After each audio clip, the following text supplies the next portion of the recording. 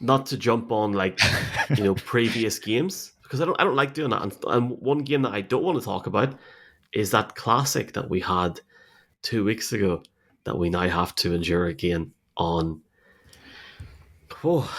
Sunday Night Football from Washington. We are watching the New York Giants going up against the Washington Commanders. Commanders were on a bye week last week, and the Giants obviously, well, I don't want to get a thesaurus out to describe what happened to them against the Eagles. That was the bit, and I only realized this morning. That was probably the biggest game for the Giants in 9 years, 10 years. Last week against the Eagles, and by God, Mark, they fell flat. And I've been critical, I've been positive in both things about the Giants. The Washington Commanders went into Philly and pulled a number on Jalen Hurts a few weeks ago. I think it's a game where you can see Daniel Jones getting the performance out of his wide receiver core, but you just feel like maybe the Giants have hit that button now and they've hit that sort of end of the season for me. I think the defense has been found out a bit, and that's why I think they're going to lose this game on Sunday. I just think for now, for Washington, it's time for them to try and push up and try and get into the wild card. Yeah, do you know what? I feel like because the Giants were such a massive storyline, we've had ample opportunity at this point to talk about their downfall, because it has been in the last 4 games, 3 losses and 1 tie.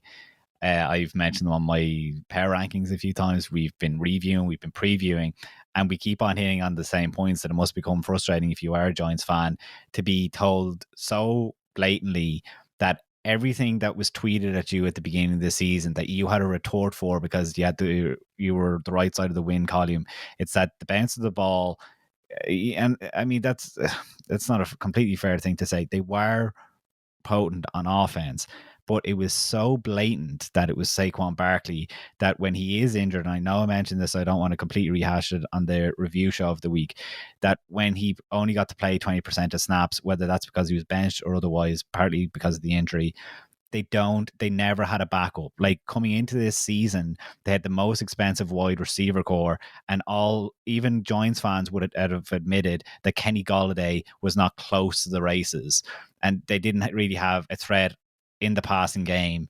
We saw it ourselves in London. I know we've talked about it 1,000 times because we all really wanted to see this play out so that Giants fans would realize what happened at the beginning of the season was a fluke. And I think that it is over for the Giants now, because when you look at their final 4 games, it's something I did mention in my power rankings, so sorry if you were listening to them. Thank you for listening if you did.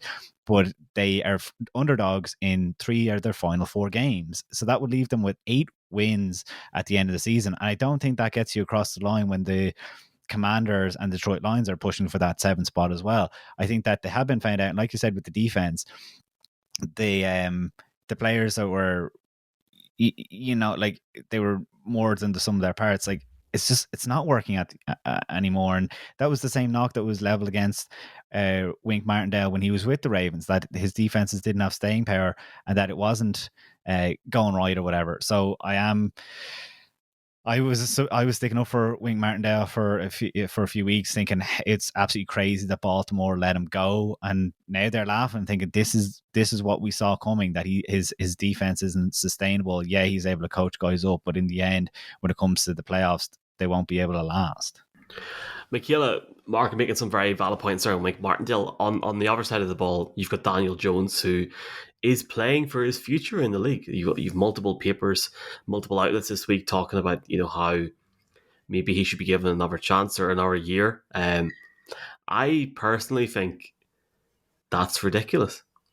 And we can have all this talk about, well, he wasn't given the chance, he didn't have the head coaches and the talent around him. No, you can't just start playing all right now, like in the last year. And it's not as if he's playing to an elite level. He's playing to, frankly, a very efficient level and a level at which I didn't think he'd get to, and fair play to him for doing so.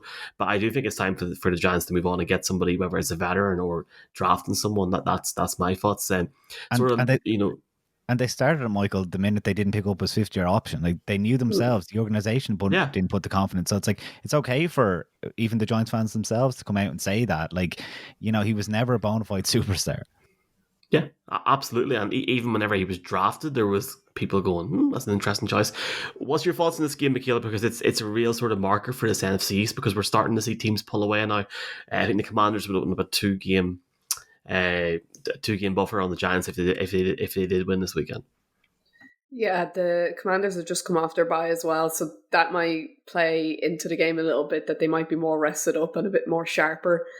But the thing about Daniel Jones is, yeah, my worry would be that the Giants obviously didn't pick up his fifth year option. He's obviously not the answer in New York, but after the Giants' red hot start this year, and their new head coach kind of being up for coach of the year talks because they started off so well, I'm really disappointed a little bit for the Giants fans because I think it would be fun, and they do kind of deserve a little bit, like a spot in the playoffs.